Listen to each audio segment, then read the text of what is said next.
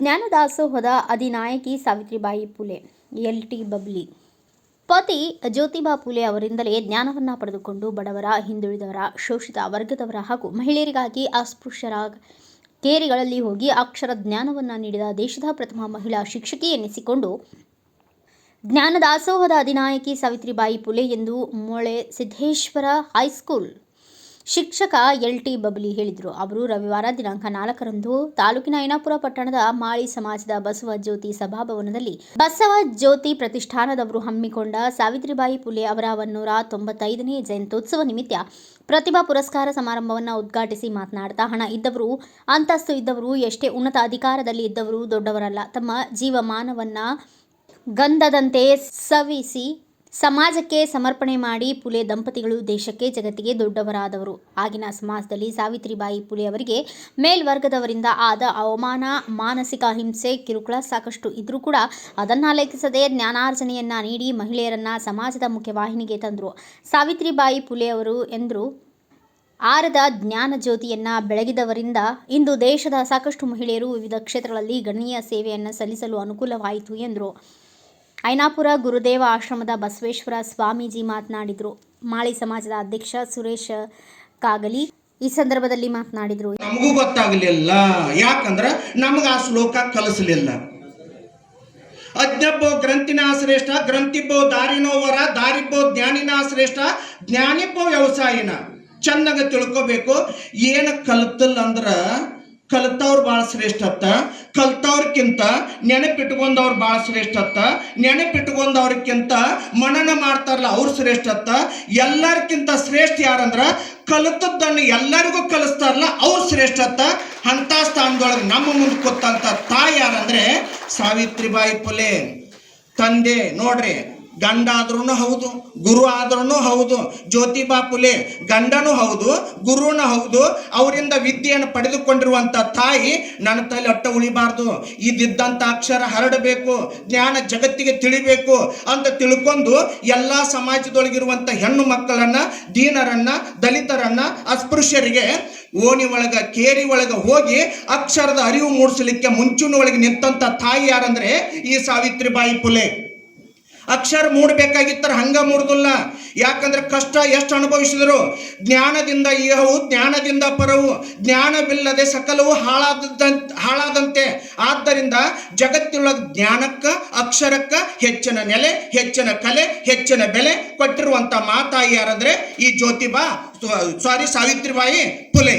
ಅದಕ್ಕೆ ಅನಿಸ್ತೈತಿ ನನಗೆ ಭಾಳ ಖುಷಿ ಯಾವುದಂದ್ರೆ ಇಡೀ ಜಗತ್ತ ಬಲೆ ಬಲೆ ಅನ್ನುವಂಗೆ ಬದುಕಿರುವಂಥ ತಾಯಿ ಸಾವಿತ್ರಿಬಾಯಿ ಫುಲೆ.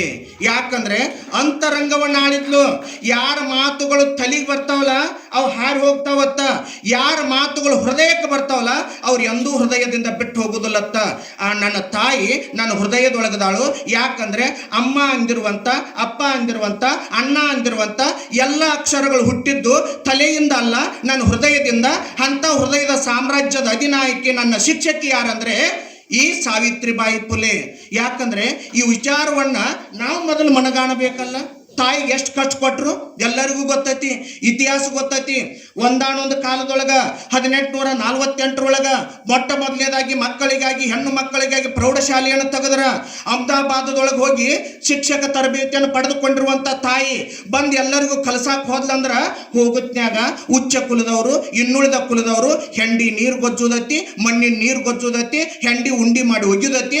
ಆ ತಾಯಿಗೆ ಎಷ್ಟು ಕಷ್ಟ ಆಗಿರಬಾರ್ದು, ಸಂಕಟ ಆಗಿರಬಾರ್ದು. ಆಕೆ ಕಷ್ಟ ಉಂಡಾಳತ್ತೆ ತಿಳ್ಕೊಂಡು ನಾವೆಲ್ಲರೂ ಎಂದು ಕುರ್ಚಿ ಮೇಲೆ, ನಾವು ವೇದಿಕೆ ಮೇಲೆ ಮಾತಾಡಕ್ಕೆ ಅವಕಾಶ ಆಗೈತಿ, ನಿಮಗೆ ಕೇಳಕ್ಕೆ ಅವಕಾಶ ಆಗೈತಿ. ಇಲ್ಲಂದ್ರೆ ಉಳ್ಳವರು ಶಿವಾಲಯ ಮಾಡಿಯರು ನಾನೇನು ಮಾಡಲಿ ಬಡವನಯ್ಯ. ಮುಗಿದ ಹೋತ್. ದೊಡ್ಡವರು ಗುಡಿ ಕಟ್ತಿದ್ರು, ದೊಡ್ಡವ್ರು ಕಳಸ ಇಡ್ತಿದ್ರು, ದೊಡ್ಡವ್ರು ದೊಡ್ಡ ದೊಡ್ಡ ಮಂತ್ರ ಹೇಳ್ತಿದ್ರು. ನಮ್ದು ಮಂತ್ರ ಮುಗಿದ ಮೇಲೆ ಪರಿಚಯ.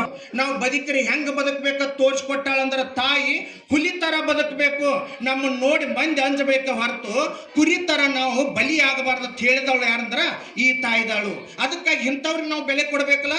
ನೋಡ್ಬೇಕು ಅವಾಗ ಎಲ್ಲ ಏನು ಮಾಡ್ತಾರು. ತೆಂಗಿನಕಾಯಿ ಹಾಕೋದೈತಿ, ಕುಂಬಳಕಾಯಿ ಹಾಕೋದೈತಿ, ತಿನ್ನುತ್ತಾನಂದ್ರೆ ಹೊಟ್ಟೆ ಕಡದು ಸೋಡಾ ಹಾಕಿ ನೀರು ಕುಡಿತಾನಂದ್ರೆ ಯಾರು ಒಂದು ನಿಂಬೆಕಾಯಿ ಕೊಡೋದಿಲ್ಲ. ಸುಮಾರು 10-20 ಅಲ್ಲಿ ಹೋಗಿ ಮಗ್ಗಲಿಗೆಟ್ಟು ಬಂದಿರ್ತಾರೋ.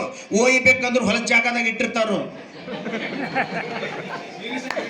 ಏನ್ ಮಾಡೋದು ಮತ್ತ ಅದನ್ನು ಸೂಜಿ ತನ್ಯ ಕರಿ ದಾರ ತನ್ಯ ಕರಿ ಅರಿಬಿ ತನ್ಯ ಹೇಳವ್ರು ಎಷ್ಟು ಕೆಟ್ಟಿರ್ಬೋದು, ನಮ್ಮನ್ನ ಹಾಳು ಮಾಡಿದವ್ರು ಇವ್ರ. ಇದನ್ನ ಬ್ಯಾಡಂದಂತ ನಮ್ಮ ತಾಯಿ, ಇದನ್ನ ಬೇಡ, ಇದರಿಂದ ಜಗತ್ತು ಉದ್ಧಾರ ಆಗುದಿಲ್ಲ. ಮಾವಿನ ಮಂತ್ರ ಹಾಕಿನಂದ್ರ ಮಾವಿನಕಾಯಿ ದೇವರಾಣಿಗೂ ಬೀಳುದಿಲ್ಲ. ನಮ್ಮ ಮಕ್ಕಳಿಗೆ ಕಲಿಸ್ಕೊಡ್ಬೇಕಾಗಿದ್ದು ಕಲ್ಲೊಗಿ ಕಲ್ಲೊಗಿ ಹತ್ತರೊಳಗೆ ಒಂದಾರ ಕುಂಡಿರ್ತೈತಿ, ಆ ಕಲ್ಲು ಹೋಗಿ ಕಾಯಿಗೆ ಬಿತ್ತರ, ಕಾಯಿ ಬಂದು ಬಾಯಾಗಿ ಬೀಳ್ತೈತಿ, ಅದು ಕಲಿಸ್ಬೇಕು ಹೊರತು ಬರೀ ಮಾಯಿಂಗಿಡ್ದ ಕೆಳಗೆ ಕೂತ ಒಂದು ಮಂತ್ರ ಹೇಳಿಂದ್ರ ಬಾರಪ್ಪ ಬಾ ತಳಗ ಬೀಳ್ ಕೆಳಗೆ ಬೀಳ್ ಇಲ್ಲ, ನಾವು ಮ್ಯಾಲ ಹೋದ್ರೂ ಅದು ಕೆಳಗೆ ಬೀಳುದಿಲ್ಲ.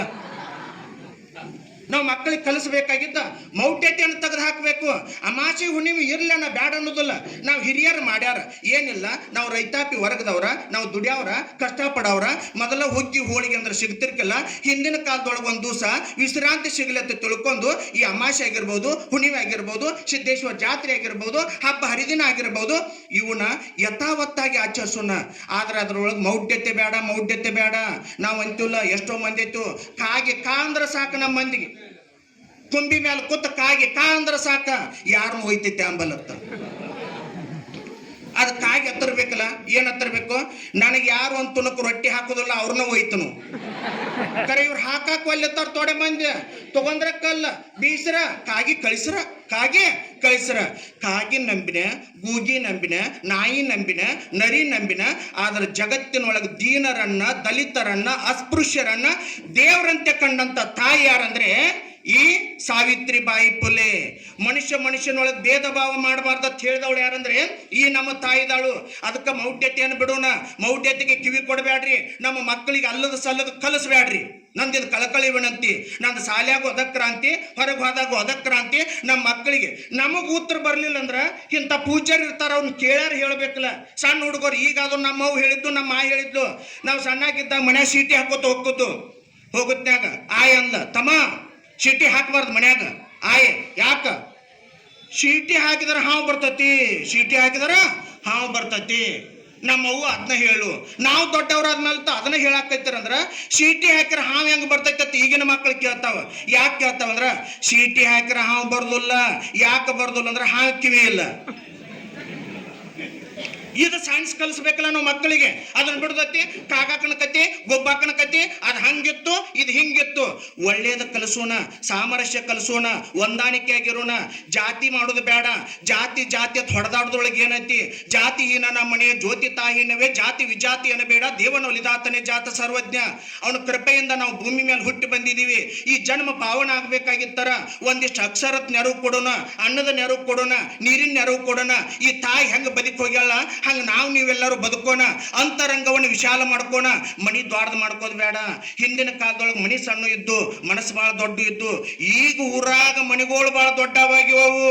ಆದ್ರ ಅದಕ್ಕೆ ಹೊರಗೆ ಹೋಗ್ರಿ, 4 ಅಕ್ಷರ ಕಲಿಸ್ರಿ.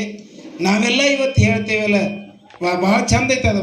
ತೊಟ್ಲು ನೀವೆಲ್ಲ ಕೇಳ್ತಿರಲ್ಲ, ತೊಟ್ಟಲ ತೂಗುವ ಕೈ ನೋಡ್ರಿ ಎಷ್ಟು ಚಂದ ಐತಿ. ಅದ್ರನ್ನ ತೊಟ್ಟಲು ತೂಗುವ ಕೈ ದೇಶ ತೂಗೋದು ಅನ್ನಂಗಿಲ್ಲ. ತೊಟ್ಟಲ ತೂಗುವ ಕೈ ಜಗತ್ತನ್ನೇ ಬೆಳಗ್ತಾಳ ಅಂತ ನಾನು. ಯಾಕೆ ಹೇಳ್ರಿ? ಮನ್ಯಾಗ ಗುರುಗಳು ಯಾರ್ರಿ? ಮೊದಲು ಜನ್ಮ ಕೊಟ್ಟ ತಾಯಿನ ಮೊದಲನೇ ಗುರು. ಅವಳು ಹೆಂಗೆ ಕಲಿಸ್ತಾರಲ್ಲ ಮಕ್ಕಳು ಹಂಗೆ ಕಲಿತಾವ. ಅವು ಹೆಂಗೆ ಮಾಡ್ತಾರಲ್ಲ ಹಂಗೆ ಮಾಡ್ತಾರೆ. ಆದ್ರೆ ನಾವು ತಾಯಿಗೆ ಮೊದಲು ಯಾರು ಗುರು ಅನ್ನಂಗಿಲ್ಲ. ನಾವು ಎಲ್ಲ ಕಲಿತ ಬಳಿಕ ಗುರು ಅಂತೇವಿ. ಮನೆಯೊಳಗೆ ಗುರು ಅಂತಂದಾಗ ಒಂದು ಶಬ್ದ ಹೇಳ್ತಾನೆ, ಸಂಸ್ಕಾರ ಅಂತ ಹೆಂಗಿರ್ತೈತೆ ಅನ್ನೋದನ್ನ ಹೇಳ್ತಾನೆ. ಈಗ ಹಾಲು ನೋಡ್ರಿ ಏನ್ರಿ ಎಲ್ಲರ ಮನೆಗೆ ಹಾಲು ಅದಾವ ಇಲ್ರಿ? ನೋಡ್ರಿ ಮತ್ತೆ ಹಾಲೆಲ್ಲ ದೊಡ್ಡ ಇದಕ್ಕೆ ಹಾಕಿ. ಈ ಹಾಲಿಗೆ ಒಳಗೆ ತುಪ್ಪ ಐತಿಲ್ರಿ? ಐತಿ. ಆದ್ರೆ ತುಪ್ಪ ಕಾಣ್ತತೆ ಏನದ? ತುಪ್ಪ ಕಾಣಂಗಿಲ್ಲ ಅದು. ಮತ್ತು ಇಲ್ಲಂತೀಯ ಅದರೊಳಗೆ ಐತಿ. ಆದ್ರೆ ಆ ತುಪ್ಪ ಕಾಣಬೇಕಾದ್ರೆ ಒಂದು ಕಡೆ ಸಂಸ್ಕಾರವನ್ನು ಕೊಡ್ಬೇಕಂತ ಹೇಳ್ತಾರೆ. ಏನದನ್ನು ಮೊದಲನೇ ಸಂಸ್ಕಾರ? ಹಾಲನ್ನು ಚೆನ್ನಾಗಿ ಕಾಸು, ಅದು ಮೊದಲನೇ ಸಂಸ್ಕಾರ. ಇನ್ನು ಕಾಸಿದ ಹಾಲಿಗೆ ಅದ್ರಾಗ ಒಂದೇನೋ ಹನಿ ಬಿಡ್ತಿರಲ್ಲ, ಹೆಪ್ಪ ಏನ್ರಿ? ಇನ್ನು ನಿಮ್ಗೆ ಅದು ಗೊತ್ತಿಲ್ಲನ್ರಿ? ಮತ್ತು ಯಾರು ಹೇಳೋವಲ್ರಿ, ಗಪ್ಪ ಗೊತ್ತಿರ ಅದಕ್ಕೆ. ಅದೊಂದೇನೋ ಹಾಕ್ತಿರಲ್ಲ, ಏನೊಂದು ದೊಡ್ಡದೊಂದು ಚಮಚೆಲೆ ಹಾಕ್ತಿರೋ, ಎಷ್ಟು ಸಣ್ಣದಟ್ಟ ಇದ್ರಲ್ಲೇ ಹಾಕ್ತಿರ. ಅದು ಪೂರ ಬಿಸಿದಾಗ ಹಾಕಂಗಿಲ್ರಿ.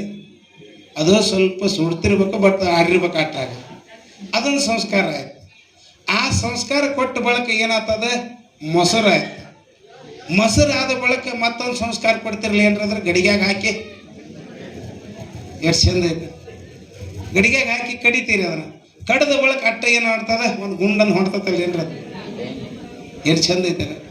ಬೆಣ್ಣೆ ಆತ ಹೌದಲ್ಲ, ಬೆಣ್ಣೆ ಆದ ಬಳಿಕ ಅಟ್ಟ ಬಿಟ್ರೇನ ಮತ್ತೊಂದು ಸಂಸ್ಕಾರ ಕೊಟ್ರಿ. ಅದಕ್ಕೆ ಏನಂತ, ಒಲಿ ಮ್ಯಾಗ ಇಟ್ರಿ, ಕಾಸಿದ್ರಿ, ಕಾಸಿದ ಬಳಿಕ ತುಪ್ಪ ಯಾವಾಗ ಆತ, ಹಾಲಿನೊಳಗೆ ತುಪ್ಪ ಐತೆ ಅನ್ನೋದು ಯಾವಾಗ ಗೊತ್ತಾತಂದ್ರೆ ಪೂರ ಒಂದೊಂದು ಸಂಸ್ಕಾರ ಕೊಡ್ಕೊಂತ ಹೋದಾಗ ಕೊನೆಯೊಳಗೆ ನಮಗೆ ಸಿಕ್ಕತ್ತಲ್ಲ. ಹಂಗೆ ಮಕ್ಕಳಿಗೆ ಆ ಸಂಸ್ಕಾರ ಆಗಬೇಕಾಗಿತ್ತಂದ್ರೆ ಮನೆಯೊಳಗೆ ಮೊದಲ ತಾಯಿ ಒಂದೊಂದು ಕೊಟ್ಕೊಂತ ಹೋಗ್ತಾಳ. ಎಲ್ಲಿ ಹೋಗ್ತಾಳ ಅಂದರೆ ಒಂದೊಂದು ಸಂಸ್ಕಾರ ಕೊಟ್ಕೊಂತ ಹೋಗಿ ಅದ ಹೇಳ್ತಾರೆ, ಮನೆ ಮತ್ತು ಮನೆತನ ಅಂತದ ಗೊತ್ತದ ನಿಮಗೆ. ಮನೆ ಬೇರೆ ಮನೆತನ ಬೇರೆ ಅಂತ. ಈಗ ಮನೆತನ ಅಂತಂದ್ರೆ ಇಂಥವ್ರ ಕಣ್ಣೇ ನೋಡಿ ಬಂದೇವ್ರು ನಾವು, ಹೋಗಿ ಅವ್ರದ್ದು ಹೆಂಗೈತಿ ಅಂತ ಅಂದಾಗ ಅವ್ರು ಹೇಳ್ತಾರೆ, ಆ ಮನೆ ಭಾಳ ಒಳ್ಳೆ ಸಂಸ್ಕಾರದೈತ್ರಿ. ಈ ವೇಳೆ ಕೇದಾರಿ ನಂದನಿಕರ್, ಮುರುಗಪ್ಪ ಬೆಳಕೋಡ್, ಶ್ರೀಶೈಲ ನಾಂದನಿಕರ್, ಮಾರುತಿ ಜೀರ್ಗಾಳ್, ಶಿವಾನಂದ ಬೆಳ್ಕೋಡ್, ಅಪ್ಪಸಾಬ್ ಕಾಗಲಿ, ನಿತಿನ್ ತೋಡ್ಕರ್, ಶಿವಾನಂದ ಮಾಲಗಾರ್, ಹನುಮಂತ ಕಾಗಲಿ, ಪ್ರಶಾಂತ ತೋಡ್ಕರ್, ಬಸವರಾಜ ಜೀರ್ಗಾಳ್, ವಿಠಲ ಕಾಗಲಿ, ಉಮೇಶ್ ಕಾಗಲಿ, ರಾಜು ಮಾಳಿ, ಮಾತೇವ್ ಜೀರ್ಗಾಳ್, ರವಿ ಮಾಳಿ, ರಾಮಲಿಂಗ ಕೋರೆ, ಜ್ಯೋತಿ ಜೀರ್ಗಾಳೆ ಸೇರಿದಂತೆ ಇತರರು ಉಪಸ್ಥಿತರಿದ್ದರು. ಸಂತೋಷ್ ಬೆಳ್ಕೋಡ್ ನಿರೂಪಿಸಿದ್ರು, ಮಂಜುನಾಥ ಕಾಗಲಿ ಪರಿಚಯಿಸಿದ್ರು, ಅನ್ನಪೂರ್ಣ ಕಾಗಲಿ ಸ್ವಾಗತಿಸಿದ್ರು, ವೈಷ್ಣವಿ ಕಾಗಲಿ ವಂದಿಸಿದ್ರು. ಬ್ಯೂರೋ ರಿಪೋರ್ಟ್, ಮುರುಗೇಶ್ ಗಸ್ತಿ, ಭಾರತ ವೈಭವ news, Ainapur. Thanks for watching. Read, discuss and debate with editor Dr. Yan Prashant Rao. Wanted reporters in print, digital and visual media for Bharat Vaibhav Daily Newspaper, BV News 5 Channel and BV Fast Web News from all the talukas of Karnataka, Goa and Maharashtra. If interested, send your resume to 9019229369.